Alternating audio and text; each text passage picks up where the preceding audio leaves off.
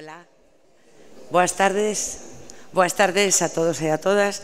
É para min un gran placer presentarlles unha exposición moi especial para o Museo de Pontevedra. Hoxe recuperamos a memoria dun dos nosos escritores máis universais, José Ruibal. Conmemorar o centenario do seu nacemento non só é un acto de xustiza, senón unha reivindicación da súa valentía intelectual. Esta exposición, comisariada con rigor e sensibilidade por Xosé Enrique Acuña, percorre a vida de quen foi poeta, dramaturgo, xornalista, activista antifranquista e, sobre todo, un espírito libre que nunca renunciou á súa conciencia crítica. A través de documentos orixinais, correspondencia e con outros intelectuais, fotografías, cartéis teatrais e mesmo unha entrevista televisiva na que os escoitaremos falar no seu galego materno, o de Xeve, esta mostra reconstrúe non só a trayectoria vital de Ruibal, senón tamén o universo cultural e político no que se moveu. Coñeceremos os seus vínculos con grandes artistas galegos como Laseiro, Luis Seoane ou Isaac Díaz Pardo, a súa amizade con Rafael Alberti ou a súa relación con actrices como Nuria Espert ou María Casares. O percorrido que propón esta exposición lévanos desde os seus primeiros pasos como poeta en Pontevedra ata a súa consagración internacional en Estados Unidos, nun momento no que a censura impedía estrear as súas obras máis importantes en España. Esta exposición, que permanecerá aberta ata o 18 de xaneiro de 2026, é, como dicía antes, un acto de xusticia. José Ruibal merece ser recoñecido como que foi un dos escritores galegos que maior reconocemento mundial logrou no último terzo do século XX. Convido vos a que percorrades con calma, que vos acheguedes aos seus manuscritos orixinais, as fotografías familiares, as imaxes e cartéis das súas obras e as súas cartas, e que a través deste conxunto interesantísimo de documentos e referencias descubrades ou redescubrades a fortaleza da súa literatura. Grazas ao comisario, José Enrique Acuña, polo seu traballo exemplar, grazas á familia, por suposto, aquí presente, por abrir as portas do seu arquivo persoal e a toda a cidadanía, e grazas a vostedes por acompañarnos hoxe. Moitas grazas. Cedo a palabra a José Enrique Acuña.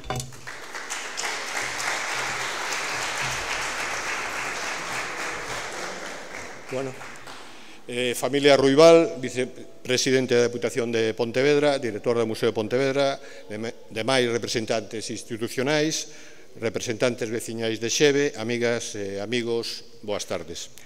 De recibo comezar esta intervención polos necesarios agradecementos. En primeiro lugar, o apoio a esta mostra, eu diría que casi cego, por parte de Ángel Estil Bejar, que pouco despois de lle explicar nunha breve conversa a obra e vida tan esquecida de José Ruibal, non dubidou en aceptar este proxecto de exposición que hoxe presentamos. Tamén claro é o eficaz e entregado persoal de montaxe deste museo que me agasallou toda a súa profesionalidade. Quero citar aquí a Carlos Calvo Avilleira, compañeiro de vello, de moi vello, en antiguas aventuras museísticas nesta mesma casa, e con el, en traballos de restauración fotográfica, o sempre solvente traballo do tamén amigo Xulio Gil. A sumar a puntual colaboración con sellas históricas fotografías do arquivo do Diario de Pontevedra e máis da Fundación Cuña Casas Bellas tamén de Pontevedra, de achegas fotográficas finais de Pi Ruibal e Graciela Vaquero e outra documental inserida a último momento pola dilixencia de Fátima Cobo, de Rafael López Torre, antigo entusiasta animador do teatro pontevedrés nos anos 60.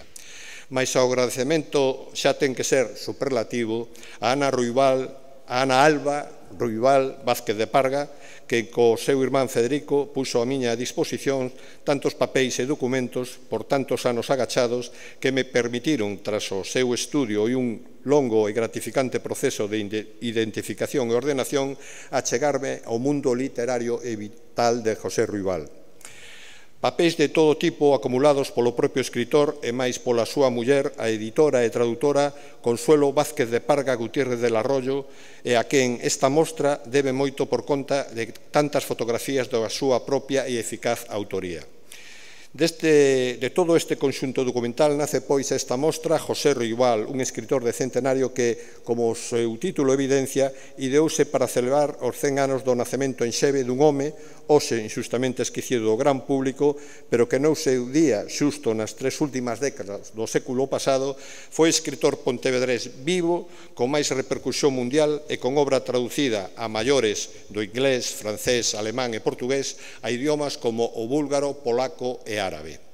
Ruibal foi un autor dos considerados malditos polo seu teatro crítico coa ditadura franquista, censurado e perseguido pois un réximen que non recoñecía as liberdades democráticas.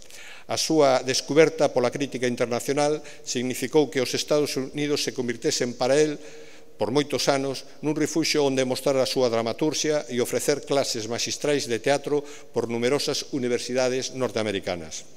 Alí foron estreadas obras que a obsesión censora do franquismo entendía como subversivas e que, pola contra, eran entendidas por numerosos grupos de teatro popular e universitario como posuidoras dese aire fresco que necesitaban e que lles transmitía a través da dramaturxia ventos de liberdade en días grises e oscuros. Esta mostra, como non, dá un espazo e descubre precisamente o rival activista político antifranquista, tanto no seu exilio en Montevideo e Buenos Aires como nos días nos que xa retornado a Galicia sufriu cárcere pola somitancia como dirixente do Partido Comunista de España. E del, que escribiu a práctica totalidade do seu teatro en castelán, igualmente recuperamos e mostramos por vez primeira os orixinais tanto da súa poesía como da súa obra literaria en galego, a que en rexistro de novela titulou Triquiñóns e que por estos mesmos días recuperamos por man da editorial Galaxia. Unha narración esta de Triquiñóns centrada literariamente no que aconteceu na súa parroquia natural, Xeve, durante a dura retagarda da Guerra do 36, unha obra baseada en sinalados casos reais que recomendamos especialmente. A exposición contén en si mesma varias homenaxes. Unha, a xeración casi de iniciación juvenil a que el pertenceu, a da pontevedresa colección Benito Soto, que representamos por unha extraordinaria serie de retratos que o pintor Rafael Alonso lle realiza aos seus compañeiros e que o Museo de Pontevedra custodia entre as súas coleccións. Tamén homenaxes á fraternidade e á amizade, a que mantivo con Laseiro, Luís Soane e Isaac Díaz Pardo, os tres sempre amigos, fieis e galeguistas de José Ruibal, como xa desde o exilio na Argentina, co seu compañeiro e camarada Rafael Alberti.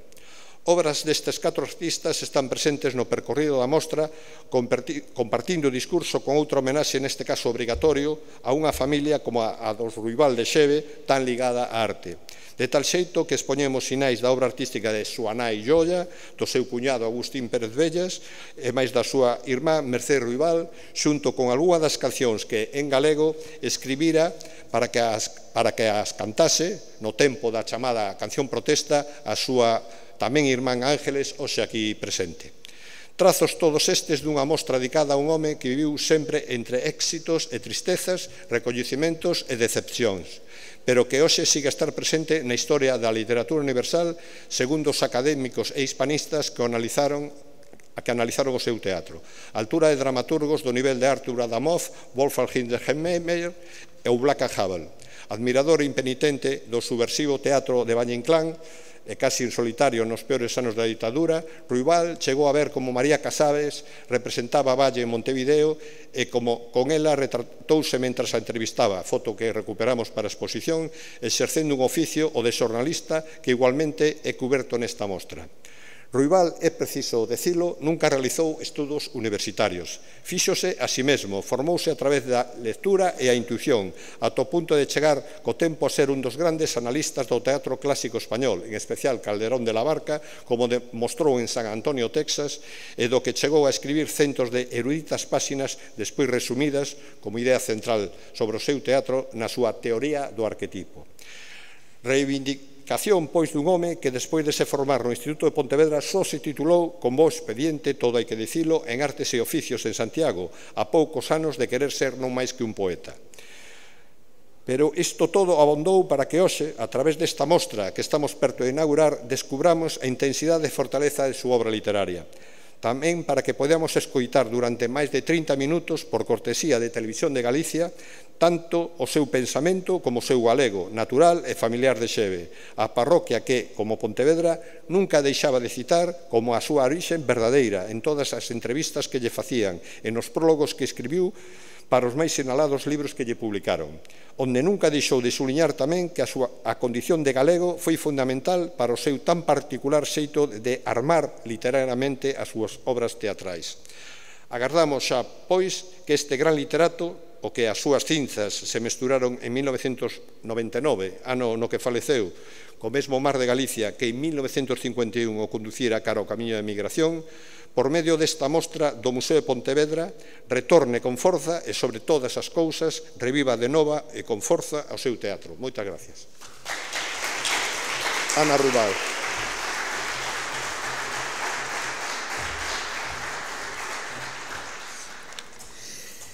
Boas tardes, graciñas por estar.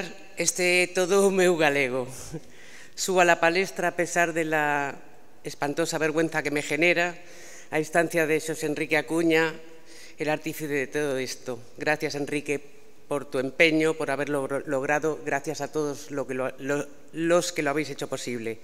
Decía que estoy aquí arriba con el fin de leeros uno de los cuentitos que mi padre nos leía, nos contaba a mi hermano y a mí, improvisando cada noche antes de dormir.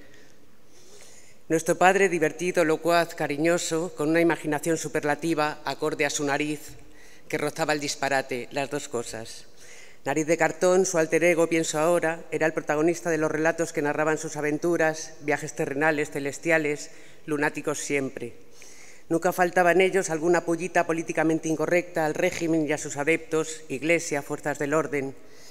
Este que voy a leer nos llegó, como otros muchos, por carta desde Estados Unidos, donde pasaba largas temporadas, ya que aquí en España no era muy bien querido, primeramente por el dictador, después, ya tieso por trabajo, o más bien por falta de.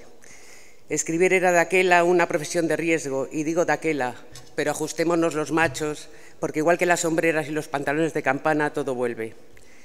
Nada es lo mismo, nada permanece, menos la historia y la morcilla de mi tierra. Se hacen las dos con sangre, se repiten. Ángel González. El cuentito. Nariz de Cartón inventa el elefante. Un musgo espeso verde amarillo se le había metido a Nariz de Cartón en el cajoncito de su memoria y todo lo había olvidado. No se acordaba dónde tenía las uñas de los pies ni las orejas. No sabía para qué servían los dientes ni los pelos de la nariz. Inspirada por Dios, se rascó la cabeza y la pelambrera de musgo se volvió polvillo estornudador. Y fue así como pudo comprobar que Dios no es un señor de patas largas ni botas de 7 leguas, sino algo como un humo que se mete por todas partes, incluso por la nariz cuando estornudamos. Eso explica que cada estornudo vaya acompañado de un Jesús, achís, Jesús, porque Jesús era el nombre de Dios cuando era pequeño, antes, mucho antes, de que la Guardia Civil hiciera con él un Cristo. En pago a este milagro de la cabeza rascada, Nariz de Cartón quiso hacerle un regalo al Jesús de los estornudos y, como todas las cosas estaban inventadas, inventó el elefante. Esto se le ocurrió cuando estaba delante de un humeante plato de sopa, contemplándolo mientras se enfriaba. De repente vio dentro del plato 4 patas enormes que sostenían el cuerpo, la trompa, las orejas, los colmillos y el rabo de un elefante. Ya tenía el regalo, pero no podía creerlo. ¿Cómo podía ser posible que un gigantesco elefante estuviera dentro de un plato de sopa? Nariz de Cartón dijo, no, no es posible, esto es un cuento. Entonces el elefante cogió el plato de sopa y, sin tirar una gota, se lo tomó enterito, plato incluido. Y luego el elefante soltó una carcajada. ¡Jo, jo! Ahora ya puedes creerlo. No estoy dentro de un plato de sopa, es el plato de sopa el que está dentro de mí. Ya Nariz de Cartón tenía el regalo para el Jesús de los estornudos.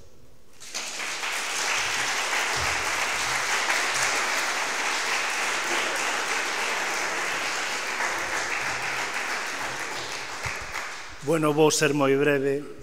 Moi boas tardes. Fai 100 anos, aquí a uns días, nacía Ruibal. Ruibal de Sebe, que daquela non era Pontevedra. Agora é Pontevedra, pero daquela non era Pontevedra. E fai poucos días pechábamos aquí a Bienal de Arte Contemporánea, unha Bienal internacional. Internacional como era Ruibal. Ruibal foi unha personaxe absolutamente fundamental para o segundo século do teatro do século XX. E o foi en todo o mundo, menos en España. Polo tanto, podemos dicir que Ruibal sufriu no tempo da dictadura unha enorme injusticia. Unha injusticia de ver que as súas obras eran representadas en todo o mundo, menos en España. Unha injusticia de ver como el participaba no Actors Studio e non o deixaban estrear en Madrid, de ver como estaba en San Antonio e como facía maravillosas obras de teatro, era entrevistado en todo o mundo, menos no noso país. E estou seguro que, polo que sei e polo que vin na maravillosa exposición que vamos a ver despois, a Ruibal non lle gustaban as injusticias.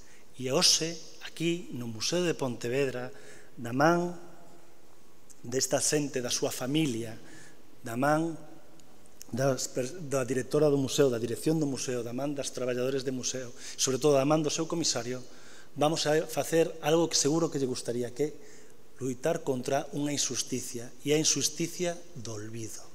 Porque é increíble que alguén nacido en Sebe, agora Pontevedra, alguén nacido tan cerquiña de aquí, fose coñecido en todo o mundo e non tivese o recoñecemento na súa terra. Creo que despois de 100 anos temos aquí a posibilidade, gracias a xente como vos, gracias á súa familia, gracias ao museo, gracias ao comisariado, de facer que esa injusticia se convirta en algo xusto, que é a reivindicación dun autor internacional de Pontevedra ou Sebe para todo o mundo. Creo que de xusticia facelo. E ademais quero dicir unha cousa que me enterei onten, e que Ruibal tiña moita amizade coa miña tía Carmen Domínguez, polo tanto, creo que cada vez que facemos unha exposición de alguén de aquí, tócanos a nós de alguna forma, a un familiar, a algún coñecido, algo. Simplemente dicir, grazas á familia pola súa generosidade para facer esta maravillosa exposición que nos fai coñecernos millor a nós mesmos. Gracias á dirección do museo e a todos os traballadores do museo porque tiveron o acerto de facer unha exposición maravillosa. E gracias ao comisario por contarnos tan ben a figura de alguén internacional nacido en Sebe, non en Pontevedra. Moitísimas gracias a todos, espero que disfruten desta